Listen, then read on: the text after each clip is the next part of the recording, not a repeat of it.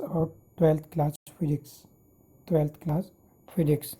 Lastly, I have done 2 videos work about you, I have sent to you last time. Now I will discuss about physical properties, जिसमें properties जो होती हैं मतलब electric charge की properties होती हैं, इस बेसिक प्रॉपर्टी बोलते हैं इसको हम, उसको एक्सप्लेन करना है। 12th class physics chapter first, electric current, जो इलेक्ट्रिक चार्जेस था उसके अकॉर्डिंग एक्सप्लेन करना है हमें। Basic property of electric charge की बेसिक प्रॉपर्टी। अब बेसिक प्रॉपर्टी हम इस तरह से मान सकते हैं, size of charge body are very small. क्या होती है? Very small compare to distance के कंपेरिजन में।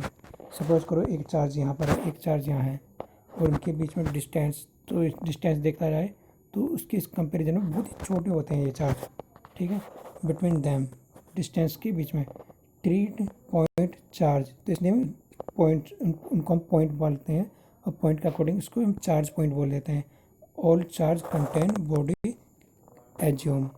क्या होती है वो? एज्यूम कर लेते हैं, उसको कंसंट्रेटेड करके एज्यूम करके एक पॉइंट पर at one point in space में वन पॉइंट पर शो करते हैं। जैसे कि अभी मैं कुछ डायग्राम दिखाऊंगा, उसके अकॉर्डिंग समझ में आ जाएगा आपको। Now discuss about additive charge, जो मतलब एडिटिव चार्ज होता है। एडिटिव चार्ज का मतलब वहाँ पर एडिशन करना चार्ज का, चाहे चार्ज प्लस माइनस में कोई सा भी हो, लेकिन वहाँ पर एडिशन केस होता है। जैसे सपोज करो चार्ज है Q1 Q2 Q3 Q4 Q5 Q6 से लेकर Qn तक। इसी तरह से यहाँ Q1 Q2 Q3 Q4 मतलब क्या करेंगे, इसको एडिशन करेंगे, एडिटिव कर देंगे, मीन ऐड करना, सम करना, टोटल करना, तो इनको ऐड कर देंगे इस तरह। जैसे में ऐड करेंगे तो कुछ चार्ज जो होंगे माइनस भी हो सकते हैं और कुछ चार्ज प्लस। तो ये जो प्लस माइनस चार्ज होंगे तो क्या अकॉर्डिंग हम इसको क्या करेंगे, एडिटिव करेंगे। सपोज करो एक चार्ज है +2 और एक चार्ज है +1, जैसे दिखाया +1 +2, एक चार्ज है -3 और एक चार्ज है +4 और लास्ट चार्ज है -5। इनको क्या करते हैं, ऐड करते हैं इस तरह से ब्रैकेट में लिख करके। तो क्या करते हैं, माइनस की, जैसे ये माइनस है, -5 -3, तो मल्टीप्लाई कर देते हैं तो फिर कितना आएगा, -1 आ जाएगा। तो -1 आ गया, मतलब इसको -1 का मतलब हो गया यहाँ पर नेगेटिव चार्ज है, ये -1 नेगेटिव चार्ज है। नेक्स्ट पार्ट इसमें, charge is conserved, charge conserved है। सपोज करो चार्ज कंजर्व कैसा है, ना तो हम चार्ज को प्रोड्यूस कर सकते हैं, ना इसको हम डिस्ट्रॉय कर सकते हैं। ध्यान रखना ये पॉइंट, ना तो हम चार्ज को प्रोड्यूस करते हैं, ना ही हम डिस्ट्रॉय कर सकते हैं, क्योंकि हम ना तो हम इलेक्ट्रॉन को प्रोड्यूस कर सकते हैं, ना ही हम इलेक्ट्रॉन को डिस्ट्रॉय कर सकते हैं। लेकिन इसे वन फॉर्म से अनदर फॉर्म में, जैसे प्लस चार्ज है तो प्लस चार्ज दिखाएगा, माइनस चार्ज है तो माइनस चार्ज दिखाएगा। मतलब या तो चार्ज ग्रुप हो तो वो कंजर्व होगा, मतलब किसी भी तरीके से यहाँ पर हम इलेक्ट्रॉन्स को ना तो डिस्ट्रॉय कर सकते हैं, ना ही इसे प्रोड्यूस कर सकते हैं। और इसी तरह से हम चार्ज को या जो एटम्स होते हैं या फिर उसमें बोल देंगे प्रोटॉन्स, तो उसके अकॉर्डिंग हम ये बोलेंगे कि ना तो हम इसको प्रोड्यूस कर सकते हैं, ना इसे डिस्ट्रॉय, तो उससे होते हैं चार्ज कंजर्व्ड। तो चार्ज कंजर्व्ड होता है, ठीक है। तो there I will tell about quantity. तो क्वांटिटी की बात चलेगी। सपोज करो चार्ज है 1 2 3 4, तो ये क्या होता है, एक कंप्लीट नंबर होता है। चार्ज को हम हमेशा जो दिखाएंगे कंप्लीट नंबर दिखाएंगे, जैसे 1 चार्ज 2 चार्ज 3 चार्ज। कभी भी हम दिखाएंगे इलेक्ट्रॉन आधा नहीं होता, मतलब हाफ नहीं होता, ये कंप्लीट होता है। इलेक्ट्रॉन या कोई भी गुड है वो कंप्लीट ही होती है, वो आधी नहीं होती। तो इसी के अकॉर्डिंग क्या बोलते हैं, जो चार्ज होगा वो कंप्लीट नंबर में आएगा, ठीक है। जैसे 1 2 3 4 किसी भी तरह का रेशो या डेसिमल नंबर में नहीं आएगा, मतलब कंप्लीट नंबर में आएगा 1 2 3 4 5 6 इस तरह से, ठीक है। तो यहाँ पर कंप्लीट नंबर में दिखाएंगे। अब ये समझो इस टॉपिक में क्या कहना चाह रहा है और उसमें जो चार्ज होता है कैसे क्यों होता है। मेरा राइट क्या है, Q = NE। Q mean total जो चार्ज होता है, N number of electron, E for electron पे जो चार्ज है। यहाँ जो दिखाया है ना, E फॉर इलेक्ट्रॉन चार्ज होता है, ये इलेक्ट्रॉन पे जो चार्ज रिप्रेजेंटेड है, ठीक है। तो ये हो गया Q, ठीक है, = NE। E जो चार्ज होता है। अब यहाँ पर चार्ज कितना था अकॉर्डिंग टू कूलम, तो नीचे एक फॉर्मूला दिखाया गया है, उस फॉर्मूला को एक्सप्लेन करूँगा मैं, और साथ साथ Q = NE होता है। तो यहाँ पर N नंबर ऑफ इलेक्ट्रॉन और E नंबर ऑफ चार्ज, जो इलेक्ट्रॉन पर चार्ज आता है, प्लस चार्ज हो या माइनस चार्ज हो, इसके अकॉर्डिंग। क्यों, यहाँ पर इन दोनों को मल्टीप्लाई करके अकॉर्डिंग जो निकलता है, जो टोटल कूलम होता है या टोटल चार्जेस होता है, यहाँ पर ये दिखाना चाहता है 1 2 3 4 5 एक कंप्लीट नंबर होगा, इंटीजर नंबर, मतलब यहाँ पर कंप्लीट नंबर होगा ना, किसी भी तरह का कोई फ्रैक्शन या डेसिमल नंबर नहीं होता। ठीक है, आएगा इसमें 1, जो क्या है ना, E इज इक्वल टू 1.6। ठीक है, हम इतने डिजिट लेते हैं 1.6, क्योंकि जिसके बाद में 0 2 1 9 2 मतलब इस तरह रखते हैं तो वो थोड़ा कंफ्यूजन होता है, तो इसलिए इसको क्या बोलते हैं, E is equal to 1.6 times the power -19 coulomb. E का जो मतलब इलेक्ट्रॉन का जो चार्ज होता है, एक इलेक्ट्रॉन का जो चार्ज होता है 1.6 10 मल्टीप्लाई 10 की पावर -19 कूलम, 19 कूलम होता है ये चार्ज जो होता है। ठीक है, अब इसी के अकॉर्डिंग चार्ज ऐड करते हैं, या उसमें क्या करते हैं, टोटल करके निकाल लेते हैं, तो टोटलाइज अलग होता है, जैसे Q इक्वल N नहीं होता है, तो इसमें चार्ज 1 2 3 4 5 एडिशन करते हैं। ठीक है, उसमें सब्ट्रैक्शन भी हो सकता है, नंबर ऑफ इलेक्ट्रॉन भी। यस, यहाँ पे एक डायग्राम दिखाएगा, एक प्लस एक माइनस, ये जो कहना चाह रहा है direction of electric field, direction of electric field. अब यहाँ पर डायरेक्शन ऑफ इलेक्ट्रिक फील्ड को समझना इतना इंपॉर्टेंट है, क्योंकि इसके अंदर ये आइसोलेटेड होता है। सपोज करो एक आयरन बॉल है, आपने एक आयरन बॉल ली और उस आयरन बॉल को हमने एक चूल्हे या भट्टी या अवन में डाल दिया, मतलब उसको जलाने की कोशिश करी, मतलब उसको हाई टेम्परेचर देकर उसे जलाने की कोशिश करी। जब उसको बॉल को निकालते हैं तो क्या होता है, वो चारों तरफ से हमें कैसे दिखाई देती है, रेड कलर में दिखाई देगी या नहीं, तो वो रेड कलर में होगी। अब इस सिचुएशन को बोलते हैं आइसोलेटेड, क्योंकि हम बॉल के पास में अपने हाथ किधर भी लेकर चले जाएं, एक स्फीयर होगी वो, तो उस स्फीयर को मतलब उसको उसके पास में कहीं भी लेकर चले जाएं, हमें हमारा हाथ गर्म करेगी। ये क्या करेगी, ये बॉल हमारा हाथ गर्म करेगी, तो इस कंडीशन में बोलेंगे कि आइसोलेटेड है, मतलब कहीं से चारों तरफ से ये गर्म है, इक्वल गर्म है, सेम गर्म है। ठीक है, तो इस तरह से बोलेंगे हम। फिर उसे बोलेंगे इसमें जो चमक आ रही है वो रेड कलर की चमक आ रही है। ठीक है, तो इस तरह बोल सकते हैं। ठीक है, या जैसे हम सपोज करो एक बॉल है, बॉल को हमने पानी के अंदर डाल दिया, जब पानी से बाहर निकलते तो क्या होता है, उसकी स्फीयर पर पानी लगा होता है ना चारों तरफ, उसको आइसोलेटेड सिचुएशन बोल देते हैं। ठीक है, तो यहाँ पर जो चार्ज दिखाया गया है ये चारों तरफ होता है, स्फीयर में होता है, मतलब चारों तरफ से स्फीयर जैसे एक बॉल होती है। ठीक है, और इसी तरह से नेगेटिव होता है, नेगेटिव अंदर की तरफ जाता है। ठीक है, ये ध्यान रखना, नेगेटिव अंदर की तरफ। तो ये कहना चाह रहा है electric field direction is always directed away from positive, मतलब पॉजिटिव से क्या होता है, वो बाहर की तरफ निकलता है, और नेगेटिव से क्या होता है, वो अंदर की तरफ लेने की कोशिश करता है। ठीक है, फील्ड लाइन यहाँ दिखाया गया है ना, फील्ड लाइन। इसी तरह से जैसे मैंने पीछे बताया था कि आइसोलेटेड सिचुएशन होता है, ये कहना चाह रहा है electric field from an isolated positive charge.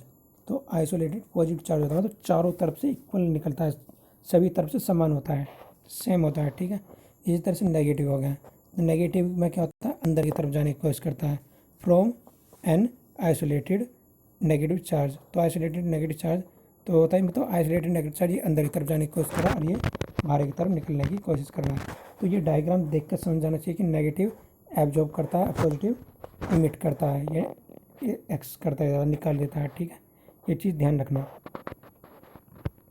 अब यहाँ एक्सप्लेन करेंगे, जो सेम चार्ज होते हैं, मतलब एक जैसे चार्ज होते हैं, उनमें रिपल्सन होता है। क्या होता है इनमें, रिपल्सन, क्योंकि जो ये जो चार्ज है ये तो क्या हो रहा है, इधर की तरफ जाने की कोशिश कर रहा है और ये इधर की तरफ जाने की कोशिश कर रहा है, लेकिन बीच में कोई इसमें लाइन दिखाई गई है नहीं, बीच में कोई लाइन नहीं दिखाई गई, तो ये क्या कर रहा है, इसमें रिपल्सन का वर्क कर रहा है, इसमें कोई अट्रैक्शन वर्क नहीं है, रिपल्सन है। क्या है, रिपल्सन।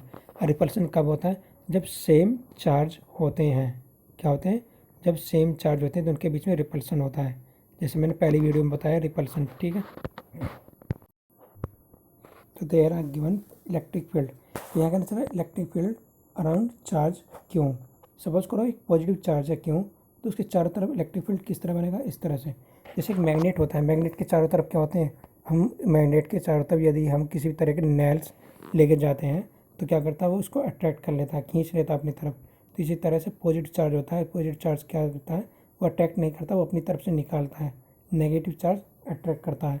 सपोज करो यहाँ पर नेगेटिव चार्ज होता है तो क्या करता है, ये नेगेटिव चार्ज का सिंबल इस तरह होता है, अपनी तरफ खींचने का, तो ये इसको अपनी तरफ खींचने की कोशिश करता है। तो इस कंडीशन में इस पॉइंट चार्ज से इस पॉइंट चार्ज तक की जो बीच में फोर्स आएगा, जो खिंचाव आएगा, ठीक है, खिंचाव होता है, फोर्स होता है, तो उसको हम इस तरह बोलेंगे कि वो डिपेंडेंट होता है इलेक्ट्रिक फील्ड पर, मतलब उसकी रेंज होगी। सपोज करो जैसे हमारी अर्थ है, अर्थ में हम कोई भी कंक्रीट फेंकते हैं तो नीचे की तरफ आ जाती है।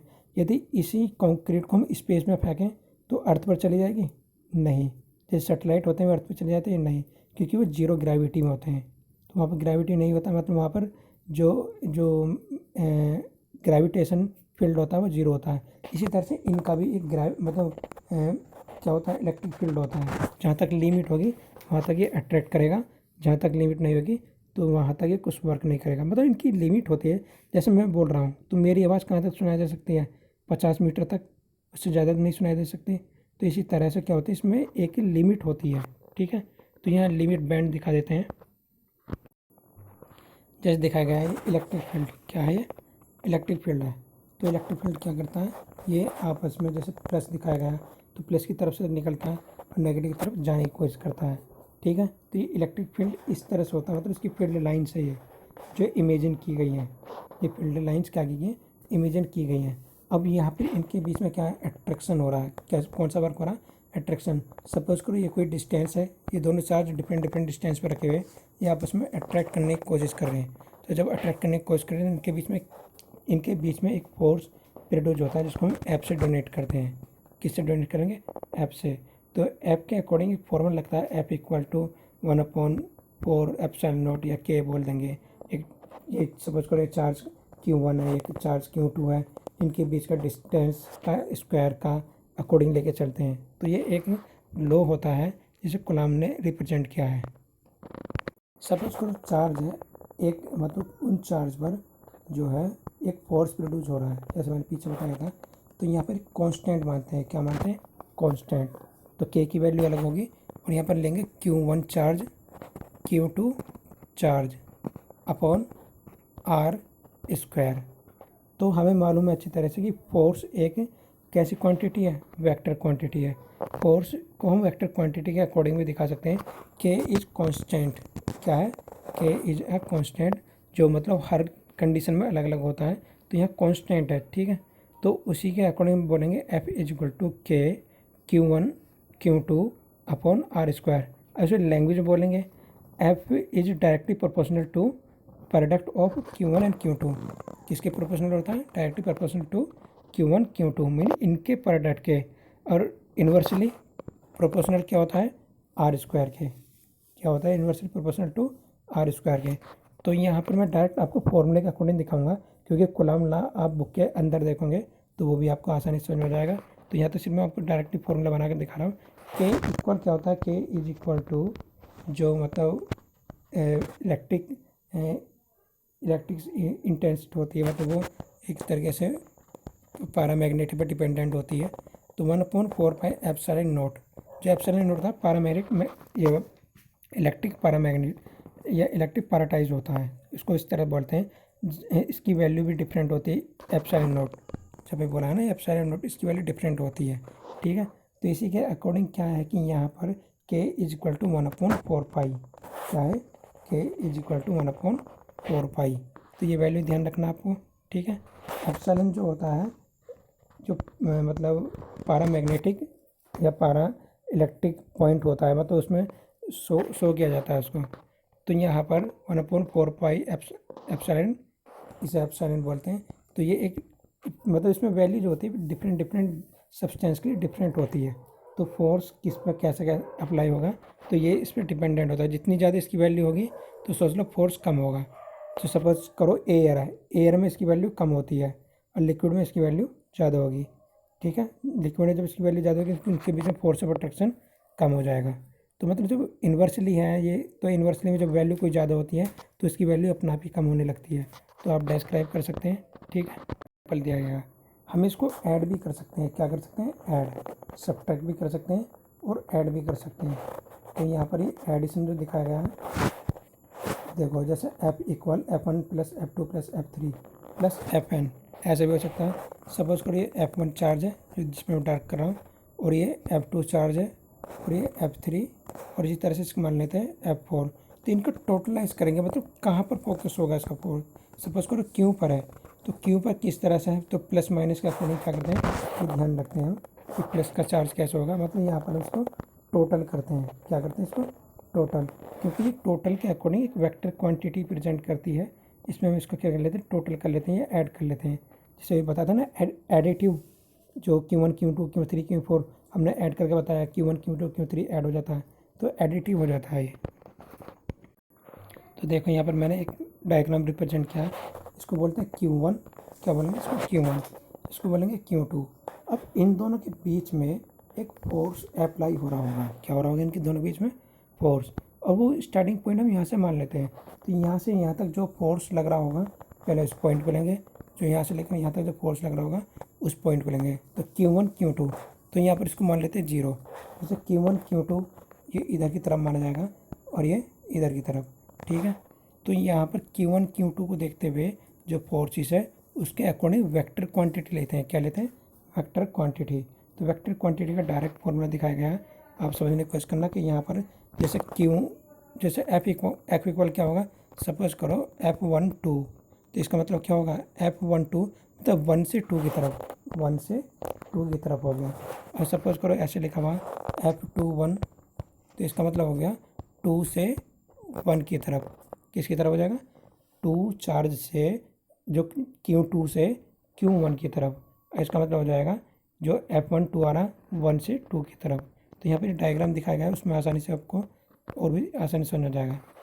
F12 दिखा रहे हैं ना, इसमें F12 वेक्टर दे दिया, तो मैंने बोला था ये K होता है, इसको कांस्टेंट मान सकते हैं। और ये एक यूनिट वैल्यू होती है, कैसी होती है, यूनिट वैल्यू, जिसकी वैल्यू 1 2 3 4 5 समथिंग आती है। जैसे यूनिट वैल्यू होती है बस 1 2 3 4, वेक्टर के अकॉर्डिंग यूनिट वैल्यू होती है। जैसे आर कैप में दिखा रहे हैं, ठीक है, जो आपने 11वीं क्लास में निकालने सीखे थे। तो Q1 Q2 दिखाना चाह रहे हैं ना, Q1 upon Q2 upon R21।